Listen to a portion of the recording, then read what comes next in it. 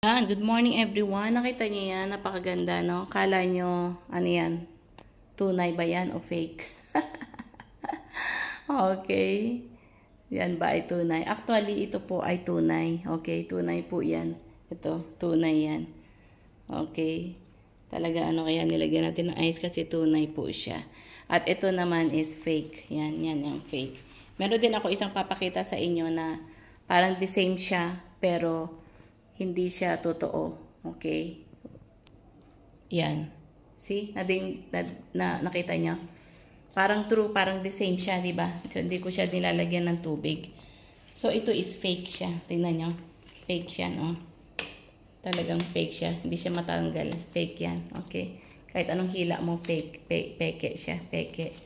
Okay, yan. Yan ang peke. Parang the same siya, no? Yan. Peke lang po siya. Okay? So, i-compare ko dun sa true. Yan, bitbitin muna natin. Ayan, bitbitin natin. Ito po yung original. Okay? Yan yung original. Yan. Ito, fake yan. Hawak ko. Ito is original. Okay? So, ibaba natin. Okay?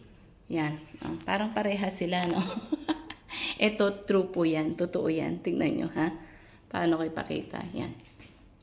Tanggalin natin yung isa. Yan. Ito yung totoo. Yan. Yan. Napigtas siya. So, it means tunay ito. Tunay. Ito yung fake. Pero almost same sila. Diba? Yan. Almost same. Okay? Magkahawig na magkahawig sila. Same siya. Ito yung totoo. Ito yung fake. Yan. So, ano pong lesson na makikita natin dito? Sino po ang tunay? Dito sa ibabaw ng lupa, sabi nila, paano natin distinguish yung tunay na Kristiyano sa hindi Kristiyano? Kasi sabihin naman nila is, parehas naman to, nagsisimba. Ito nagsisimba din. At yung iba naman bakit ito nagsisimba pero yung ugali hindi maganda? Ba't ito hindi nagsisimba pero mas mabait? So, both, no? Hindi natin makita or paano. Yan, tignan nyo. Sino yung tama sa kanila? Sino yung true at hindi? Kasi parehas na maganda. Maliban lang paglalapitan mo at itatouch mo siya, makikita mo ngayon yung true at hindi. Siyempre, yung true, kailangan meron siyang water. Yung fake naman, wala siya.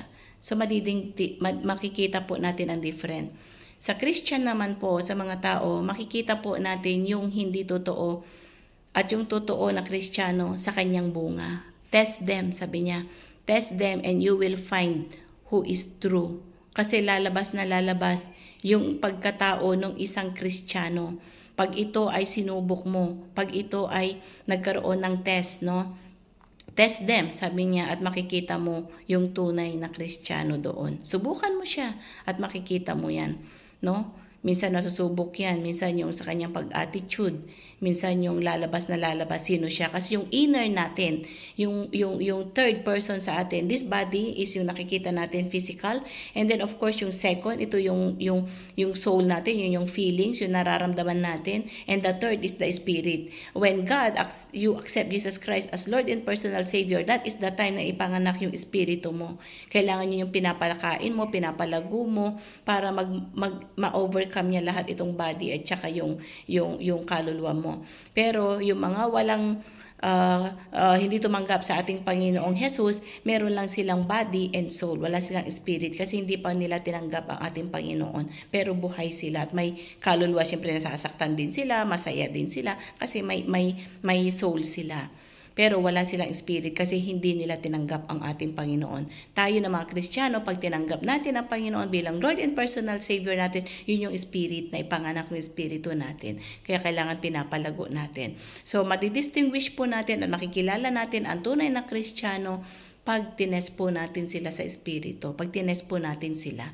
At yung spirit na lalabas sa kanila, yun, makikita natin. Yung iba, syempre, normal bilang tao, kahit ako naman, di ba, bilang isang tao, nagkakaroon tayo minsan nung bigla tayong magagalit, minsan bigla tayong naiinis, ganon. Pero ang kagandahan doon, the Holy Spirit, yung Espiritu natin, i-convict ka niya, oy, nagkasala ka, oy, nagsinungaling ka, oy, nagkaganito ka. And that is the time you will repent, di ba? Magre-repent tayo na, Lord, forgive me for this, hingi tayo ng tawad, and after that, tinatry natin na maging mabait, tinatry natin na maging magbago, tinatry natin na talagang, hindi, kailangan go on ako.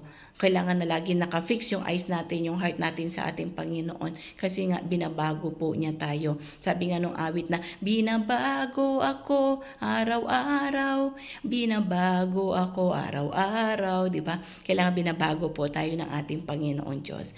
So, yun po yung aking mai-share kung paano test po natin kasi both, di ba, habang nandito siya, i-test mo yung espiritu niya. At makikita naman po natin kung siya talaga ay Kristiyano o hindi. So muli, shalom, shalom, and God bless you all. Bye for now.